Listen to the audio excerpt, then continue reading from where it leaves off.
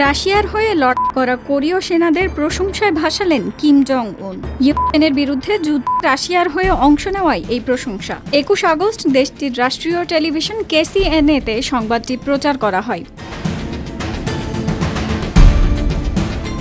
KCNA জানিয়েছে, Korean people's আর্মির বিদেশি অপারেশন ইউনিটের কমান্ডারদের সঙ্গে সাক্ষাৎ করেছেন কিম। তারা একটি অনুষ্ঠানে যোগ দিতে দেশে ফিরেছেন। কিম জং উন বলেন, আমাদের সেনাবাহিনী এখন যা করা উচিত এবং যা করা দরকার তা করছে, ভবিষ্যতেও করবে। এ বিষয়ে দক্ষিণ কোরিয়ার একীকরণ মন্ত্রণালয় জানায়, বৈঠকটি আবারও আনুষ্ঠানিকভাবে রাশিয়ায় উত্তর কোরিয়ার সৈন্য মোতায়েনের বিষয়টি নিশ্চিত করেছে। মন্ত্রণালয়ের এক কর্মকর্তা জানান, ২০ আগস্টের বৈঠক সেনা মোতায়েনের ন্যায্যতা প্রমাণ এবং মনোবল বৃদ্ধির লক্ষ্যে বলে মনে হচ্ছে। কর্মকর্তা আরও জানান, বিদেশে যুদ্ধরত সেনাদের প্রশংসার জন্য অনুষ্ঠান এই প্রথম উত্তর কোরিয়ায় আয়োজিত হয়েছে।